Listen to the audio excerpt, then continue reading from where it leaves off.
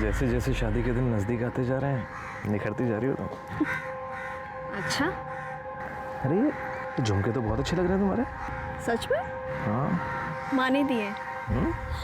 पता है संदीप, हमारी माँ ने ना बहुत स्ट्रगल किया है।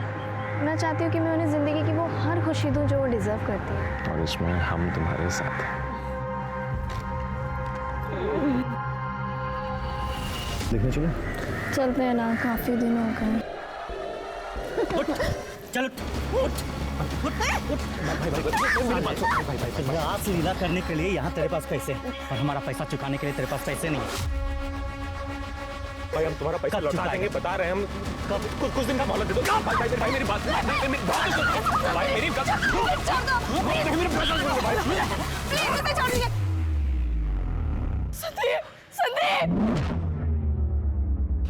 सुनिए, आप ही हमारे झुमके रख लीजिए।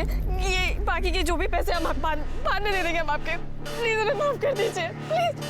संदीप तुझसे तो मुझे कुछ और ही चाहिए। नहीं, छोड़ो मुझे,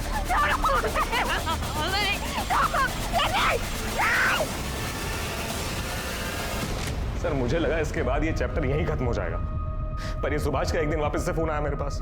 उसने मुझे बताया कि सर सुभाष का और प्रीति का इसके किसी दोस्त पंकज ने एक वीडियो बना लिया है और अब ये पंकज प्रीति का फायदा उठाना चाहता है, नहीं तो वो वीडियो वायरल कर देगा वो। सर मैंने उसे मना किया कि भाई मत करिए सब, लेकिन उसने उसके बाद सर फिर मुझे पैसों का लालच दिया सर, तो फिर मैंने प्रीति से बात की सर। अरे हमसे नहीं हो पाएगा, ऐसा लग रहा है कि हम अपनी जान दे दे। हम समझते हैं तुम्हारी हालत, पर तुम सोचो ना, अगर वीडियो रिलीज हो गया तो अपनी माँ और बहन के बारे में सोचा तुमने? वो तो जीते जी मर जाएंगे ना। प्रीति देखो, मैं हूं ना तुम्हारे साथ।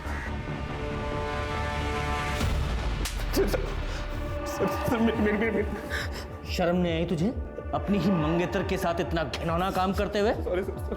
सच तो यह है तू उससे शादी ही नहीं करना चाहता था, इसलिए उसे मार दिया। प्रीति को मारते हुए तुझे उसकी माँ कुसुम ने देख लिया तो तूने उसे भी मार दिया। सर मैंने नहीं मारा सर किसी को, मैं कितनी बार बताऊं सर, जो सस्ता बोल दिया आपको सर। हमने कुछ नहीं किया सर। संदीप मेरे पैसे नहीं लौटा रहा था, तो हमने संदीप से पैसे के बदले प्रीति के साथ एंजॉय करने की बात कही और वो मान भी गया, लेकिन तभी पंकज ने वीडियो बना लिया और उसके बाद प्रीति हम दोनों को एक साथ देखकर शॉक हो गई थी। ये सब तुम्हारा प्लान था ना? देखो ऐसा है, संदीप को पता चलेगा तो वो तुम्हें छोड़ेगा नहीं। ये सब उसी का किया हुआ प्लान था। पहली बार बेहोश नहीं हुआ था, बेहोशी का नाटक कर रहा था। नहीं तुम झूठ बोल रहे हो।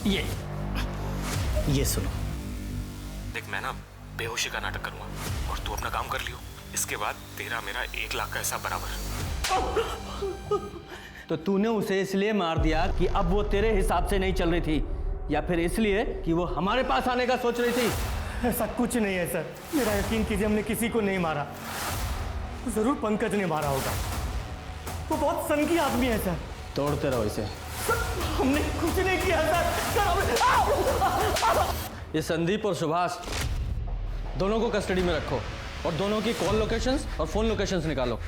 कुसुम के घर में जो फिंगरप्रिंट्स मिले हैं वो इन दोनों के फिंगरप्रिंट से मैच करा के देखो। और ये पंकज, उसका कुछ पता चला? सर उसका लोकेशन ट्रेस हो गया। उसने कल अपना फ़ोन ऑन किया था, वो दिल्ली में नहीं मुंबई में। लोकल पुलिस को कांटेक्ट किया है, होपफुली जल्दी पकड़ लेंगे। वेरी गुड शर्मा, एक बार ये पंकज हाथ में आ गया ना तो सच्चाई तक पहुंच सकते हैं। भरोसा और समर्पण किसी भी रिश्ते की नींव होते हैं। प्रीति संदीप के लिए समर्पित थी, लेकिन संदीप ने प्रीति के भरोसे का फायदा उठाया और उसे घिनौने दलदल में धकेल दिया। सो पुलिस की फहरिस्त में प्रीति का मंगेतर संदीप, उसका दोस्त सुभाष और पंकज का नाम जुड़ चुका था। संदीप और सुभाष तो गिरफ्तार हो चुके थे, पुलिस उनसे सच उगलवाने में लगी थी, लेकिन पंकज अभी तक पुलिस की गिरफ्त से बाहर था। लेकिन एक कामयाबी पुलिस के हाथ लगी, उनके हाथ भोलू और साजिद लग गए।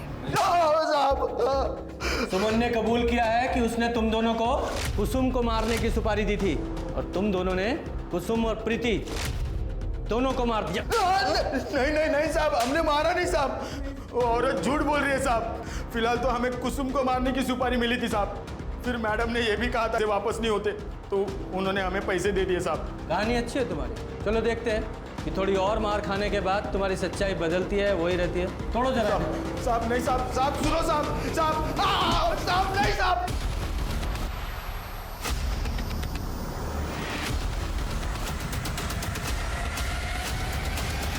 अरे हमने किसी को नहीं मारा सर, अरे हम सच कह रहे हैं सर, हमने किसी को नहीं मारा सर। तो भागा क्यों?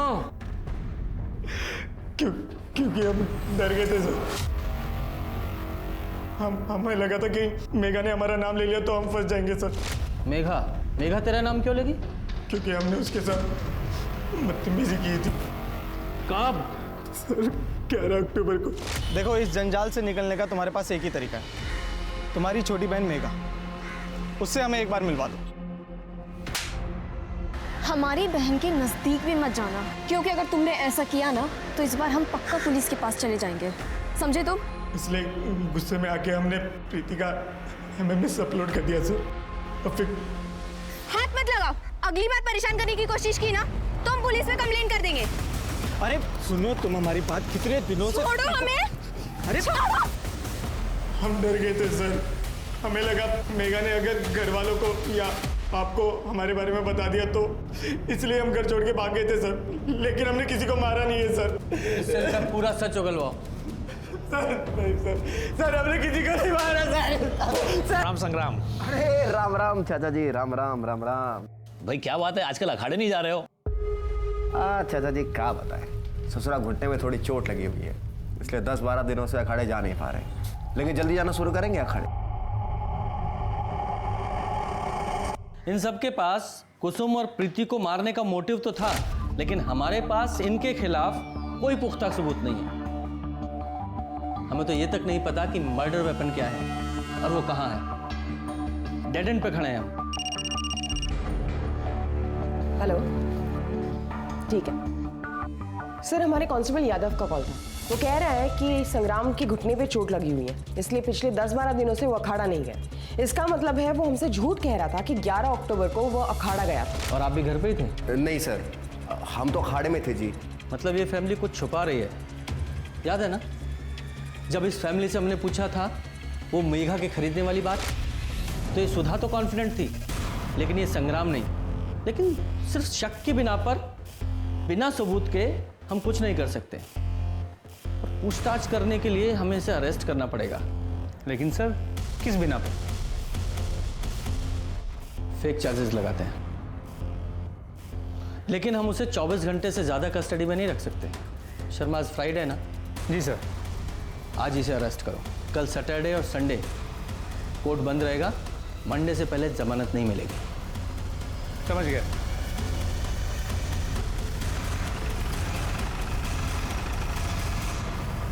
संग्राम जी, सुना है आप नशा करते हैं, घर में नशे का सामान भी रखते हैं। नहीं सर, ऐसा कुछ भी नहीं है, ये सब गलत है। बड़े अंडे खाए जा रहे हैं। सुना है नशा करने वालों को भूख बहुत लगती है। अरे खुराक है हमारी सर। घर की तलाशी लो। अरे अरे रुकिए, आप ऐसे कैसे जा सकते हैं घर घर के का अंदर? कोना कोना चेक करिए जल्दी।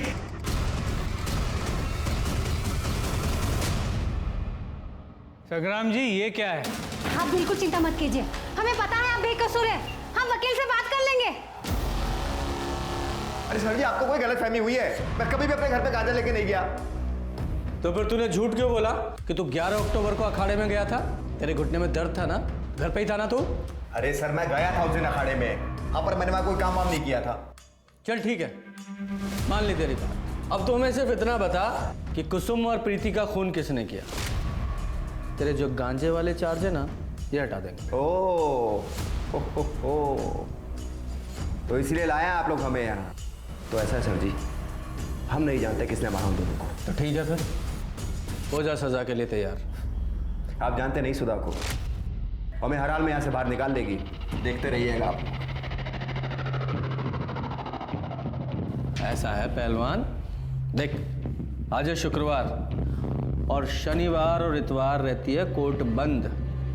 सोमवार से पहले तेरी जमानत नहीं होने वाली।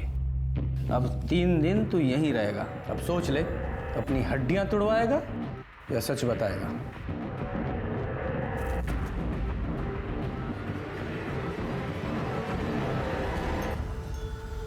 सर लगता नहीं कि ये संग्राम इतनी आसानी से टूटेगा। पर इसे तोड़ने का कोई तरीका तो खोजना पड़ेगा ना।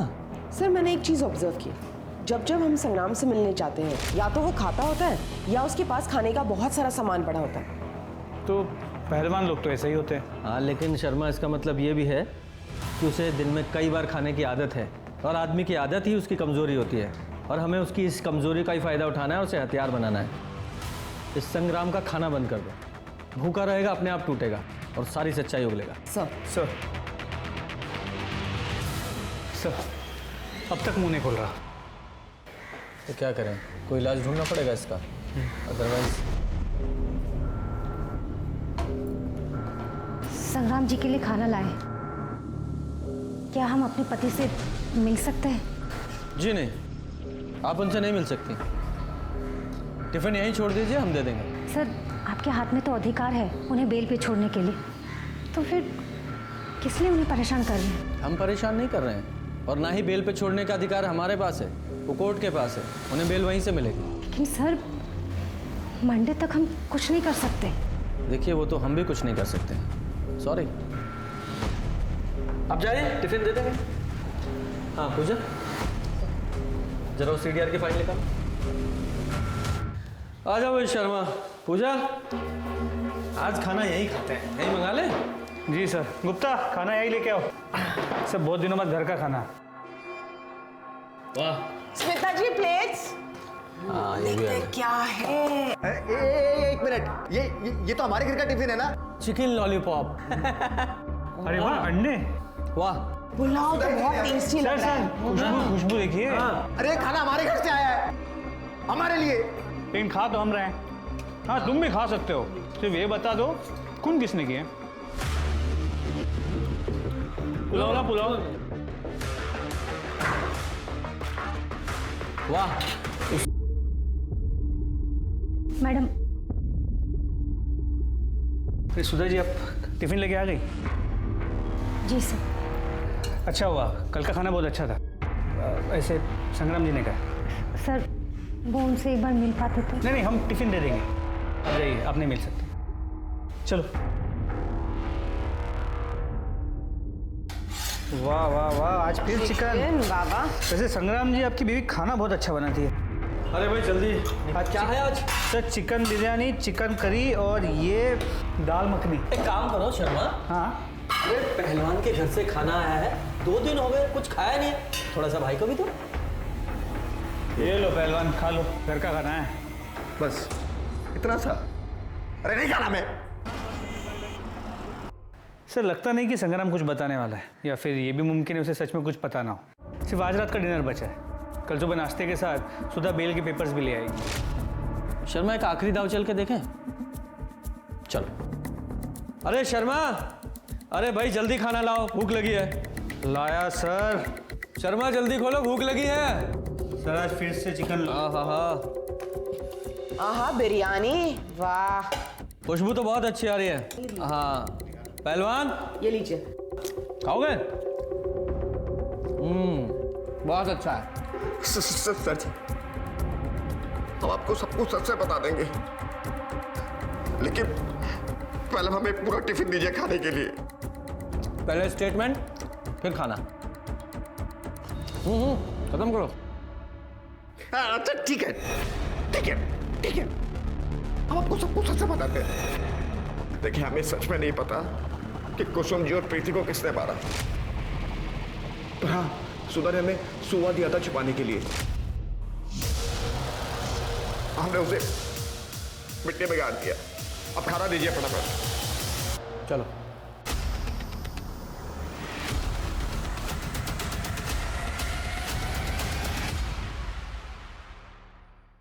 अब बचने का कोई चांस नहीं है, हमें मर्डर वेपन मिल चुका है। अब बहुत जल्द ही फॉरेंसिक को उस पर से फिंगरप्रिंट्स भी मिल जाएंगे। सर हम का नहीं होता, इसलिए जो जैसा दिखता है उसे वैसा ही सच नहीं मान लेना चाहिए। लोगों को समझने के लिए कुछ पैमाने सेट किए हुए हैं, लेकिन ये तो ज़रूरी नहीं कि हर पैमाना पत्थर की लकीर हो। इसलिए बहुत ज़रूरी है कि सबको अच्छे से समझें, परखें, उसके बाद निष्कर्ष पर उतरें। और जब बात न्याय जैसी बड़ी चीज़ की हो तो न्याय तो कानून के हाथ में ही छोड़ देना चाहिए। तो आप सतर्क रहें, सुरक्षित रहें। इसी आशा के साथ मैं दिव्यांका त्रिपाठी दहिया लेती हूँ आपसे विदा। फिर मिलूंगी एक नए केस के। अरे एक फोटो भेजो ना। अरे तुम्हें देखने का मन कर रहा है मेरा। ठीक है, भेज दी। बताओ कैसी लग रही हूँ? ऐसे थोड़ी बताऊंगा, मिल के बताऊंगा। अरे अभी भेजिए ना, बताओ ना प्लीज। अरे बोला ना, मिल के बताऊंगा।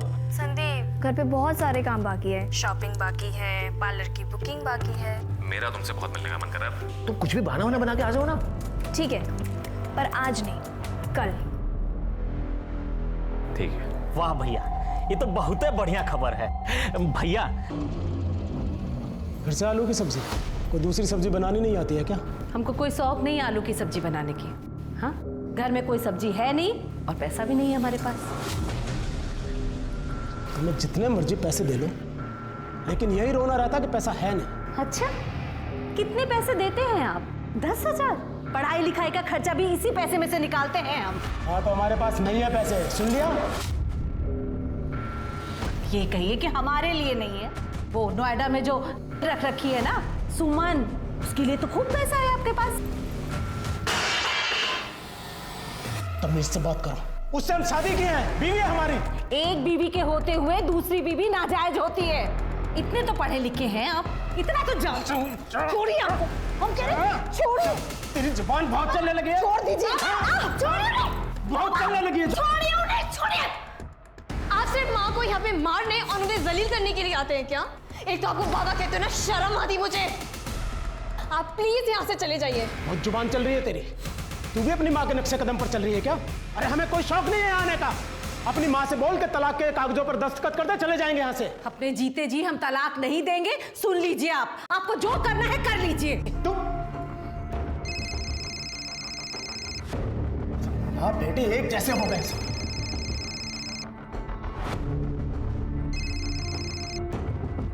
क्या है?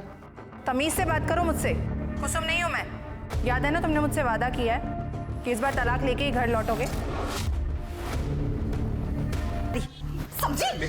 समझी? आराम से बताते हैं तुमको। हाँ?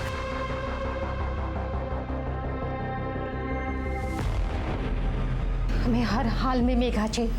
तुम चिंता मत करो, ऐसा दाव लगाएंगे कि मेघा हमारी ही होगी। जैसे जैसे शादी के दिन नजदीक आते जा रहे हैं, निखरती जा रही हो तुम। अच्छा, अरे ये झुमके तो बहुत अच्छे लग रहे हैं तुम्हारे। सच में? हाँ। माँ ने दिए। पता है संदीप, हमारी माँ ने ना बहुत स्ट्रगल किया है।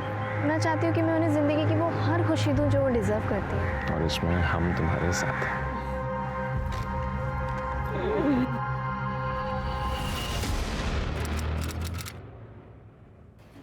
तलाक पेपर पे साइन कर दो, इसी में सबकी भलाई है। तलाक? हाँ, हम तो तुमसे तलाक के लिए भी नहीं कह सकते, क्योंकि तुम्हारी शादी तो पहले से ही नाजायज है। चुप रहिए आप। ठीक है, सीधे सीधे बात करते हैं, कितने पैसे लोगी साइन करने के? क्यों मैडम, ये फिल्म नहीं है, असल जिंदगी है। एक बात कान खोलकर सुन लो, अपने जीते जी हम इन्हें नहीं छोड़ेंगे। जो करना है कर लो। ये क्या कर रही हो तुम? ये लो एक बात और, अब तुम देख लो कि तुमको हाँ? पर तुम हाथ कैसे उठाई? कुसुम छोड़। अरे तुम्हारी हिम्मत कैसे हुई? हाँ, ये सब ना आपकी वजह से हो रहा है। इस सब के जिम्मेदार आप हैं। तू अपनी जुबान बंद रख। तुम छोड़ेंगे नहीं। कहाँ से लोग हैं? छोड़ो उसको। हटाओ, क्या कर रही हो? छोड़ो मुझे। तुम्हारा तो मैं वो हश्र करूंगी ना कि तुम्हारी रूह तक कांपेगी। अरे जाओ यहाँ से।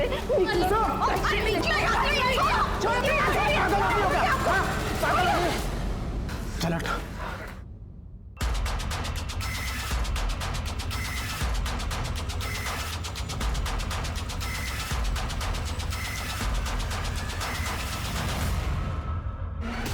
ठीक भी ना हो, समझे? जी भैया। तेरे बस घाव से तो ऐसा नहीं लग रहा कि चाकू से मारा गया है, ऐसा लग रहा है किसी नुकीली चीज से गोदा गया है। मर्डर वेपन मिला? नहीं सर। शर्मा, बॉडीज को पोस्टमार्टम के लिए भेजो। फॉरेंसिक को बोलो कि पूरे घर से फिंगरप्रिंट्स उठाएं। जी सर।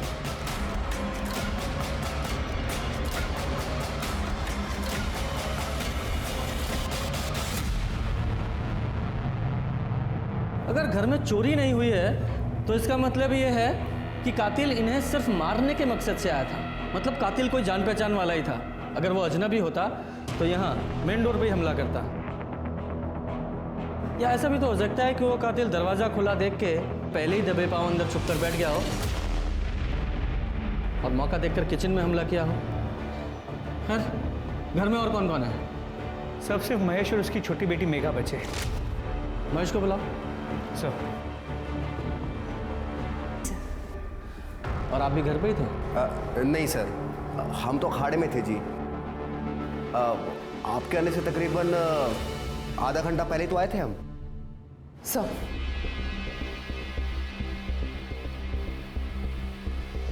श्वेता, मेघा को लेके जाओ। चलो बेटा। कुसुम अब नहीं रही, उसके बारे में कुछ कहना नहीं चाहते हैं।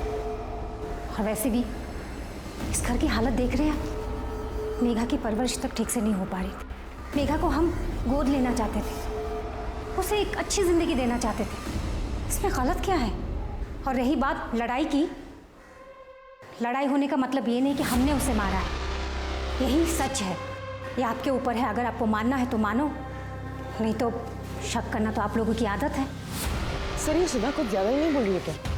हाँ, कई लोगों की होती है फितरत इस टाइप की। लेकिन सर ऐसे सर, इन्होंने सुमन के अगर किसी को आते हुए देखा था। किसको आते देखा? सर, महेश के भाई सुरेश को देखा था मैं उसके घर पे जाते हुए। और वो वापस कब गया? सर, पता नहीं, मैंने दोपहर में दुकान बंद की, फिर वो कब निकला मुझे पता नहीं। वो रहता कहाँ? ये पास वाले मोहल्ले में। क्या खून हो गया? क्यों? तू गया था ना सुबह कुसुम के घर, तुझे नहीं पता? हाँ, हम गए थे वहाँ, लेकिन सर हमने कुछ नहीं किया है।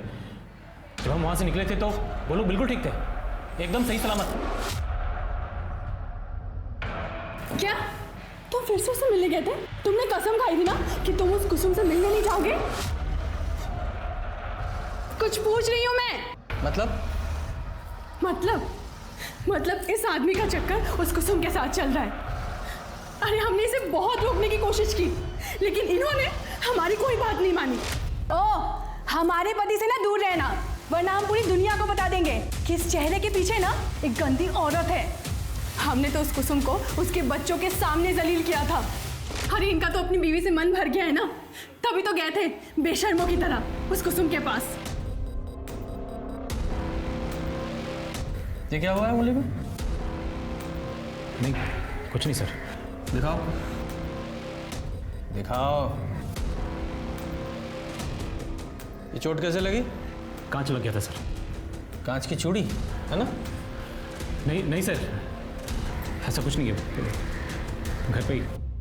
जरा से थाने लेके चलो। सर हमने कुछ नहीं किया सर। वो तो थाने चल के पता चलेगा क्या किया है। बताते सर। सर हम मानते हैं, हम भाभी से मिलने उनके घर पे गए थे दोपहर को। देखो भाभी, कुछ गलत नहीं है इसमें। नहीं, अब हम ये पाप नहीं करेंगे। ठीक है, फिर तो एक ही रास्ता बचा है हमारे पास, हमें भैया को सब बताना पड़ेगा। तुमको जो करना है करो, क्योंकि गलती तो हमसे हुई है, पर अब तुम जोर जबरदस्ती कर रहे हो हमसे। जबरदस्ती? उड़ो,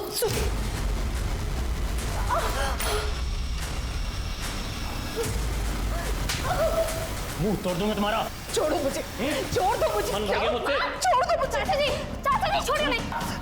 चाचा जी आप जाइए यहाँ से। इसके पहले चाची मेरी माँ को कुछ उल्टा सीधा बोले। बहुत गलत कर रही हो तुम, पछताओगे। यही सच है सर, हम जो कुछ भी जानते थे आपको बता चुके हैं, हमें जाने दीजिए सर। लेकिन ये अधूरा सच है। जब तक ये पूरा सच नहीं उगलता खातिरदारी करते रहो। सर ऐसा मत कीजिए सर, इस केस में बहुत उलझन है। देखा जाए तो कुसुम की मौत से सबसे ज़्यादा फायदा महेश को था। ये भी हो सकता है कि सुरेश ने अपने और कुसुम के रिश्ते के बारे में महेश को बताया हो। महेश को गुस्सा आया, उसने कुसुम को मार दिया, और जब वो कुसुम को मार रहा था प्रीति ने देख लिया, तो इसलिए उसे प्रीति को भी मारना पड़ा। सर वैसे मोटिव संग्राम और सुधा के पास भी है, क्योंकि कुसुम और प्रीति के मौत के बाद महेश खुशी खुशी मेघा को इन दोनों को गोद दे देता ताकि वो अपनी जिम्मेदारियों से मुक्त हो सके।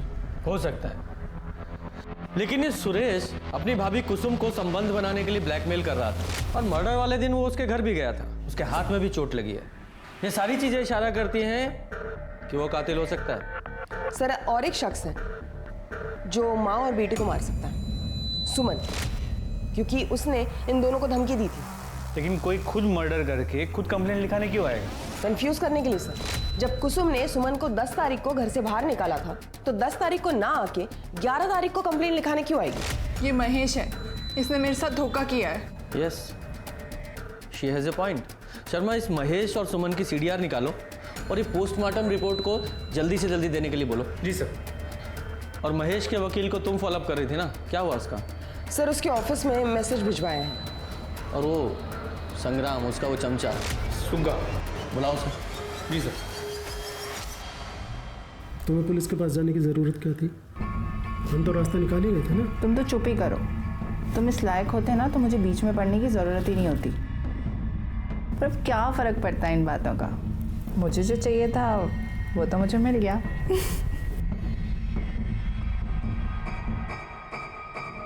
हाँ तो सुग्गा। जी साहब। अपने मालिक संग्राम के साथ सुना है बहुत उड़ रहा है तू? नहीं साहब। देख, सच बोलेगा तो बचा रहेगा, अगर झूठ बोला पर गाड़ देंगे तेरे।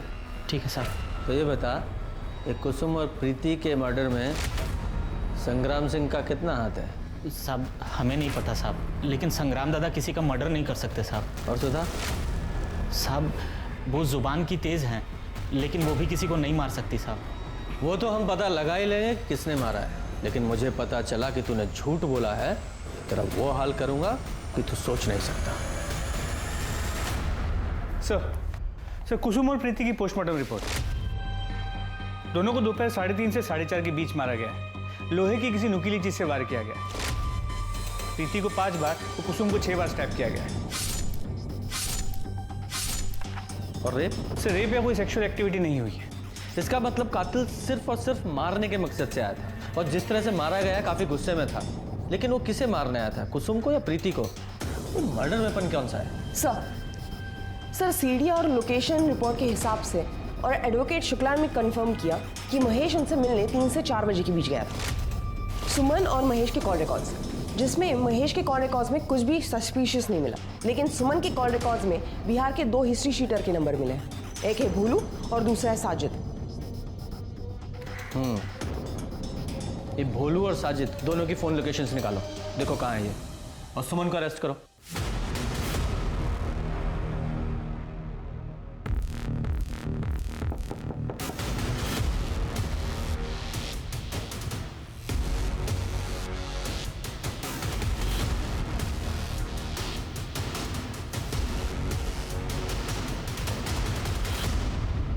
तुम्हारे सीडीआर और भोलू और साजिद के फोन लोकेशन से पता चला है कि वो दोनों कॉन्ट्रैक्ट किलर भी सेम डे यहाँ मेरठ में ही थे। देखिए मैं आपको सब सच सच बताती हूँ सर। मैं महेश की लीगल वाइफ बनना चाहती थी और इसीलिए मैंने भोलू और साजिद को कुसुम को मारने की सुपारी दी थी, लेकिन बाद में मैंने अपना इरादा बदल दिया था। देखिए मुझे लगा कि अगर इन्वेस्टिगेशन हुआ और मैं पकड़ी गई तो पूरी ज़िंदगी मुझे जेल में रहना पड़ेगा और मैं महेश से तो कभी मिल ही नहीं पाऊंगी। इसलिए मैंने सोचा कि मैं केस कर कर उस पर प्रेशर बनाती हूँ। मैं आपके पास पुलिस कंप्लेंट भी लिखाने आई थी और इसके बावजूद भी अगर वो कुसुम को तलाक नहीं देता तो मैं केस वापस लेने के नाम पर नोएडा वाला घर अपने नाम करा लेती। देखिए इतना तो मेरा हक बनता है ना सर। तुम्हारा पुलिस में कंप्लेन करना और उन कॉन्ट्रैक्ट किलर का यहाँ मेरठ में मौजूद होना, टाइमिंग इतनी अच्छी है ना कि तुम्हारी बातों पर यकीन करने का दिल ही नहीं कर रहा है। जब तक सच्चाई पता नहीं लग जाती आप कस्टडी में रहेंगी। सर मेरी बात पे यकीन कीजिए, मैंने बिल्कुल भी उन कॉन्ट्रैक्ट किलर को उसकी सुपारी भी दी थी। लेकिन प्रीति का क्या, उसे क्यों मारा गया? उसकी शादी होने वाली थी, कहीं ऐसा तो नहीं कि उसके किसी पुराने आशिक ने या फिर एक तरफा प्यार करने वाले ने कांड किया हो? मुमकिन है सर। प्रीति की सीडीआर और उसकी फोन लोकेशंस निकालो, और हाँ उसके मंगेतर से भी बात करो सर। तब तक हम महेश और मेघा से बात करके आते हैं। चलो। जी सर। प्रीति और उसकी माँ को कौन मार सकता है? तुम्हें किसी पे कोई शक है? कोई पुराना आशिक या कोई वन साइडेड अफेयर? सर प्रीति का मुझसे पहले कोई बॉयफ्रेंड नहीं था, और सर जहाँ तक उसकी फैमिली को जानता हूँ मैं, उनका भी कोई दुश्मन नहीं था सर।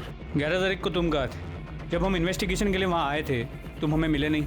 सर मुझे ना देर शाम को पता चला, और जब मैं वहाँ गया तो वहाँ कोई नहीं था। हम मौका वारदात से गए थे, शहर छोड़ के नहीं।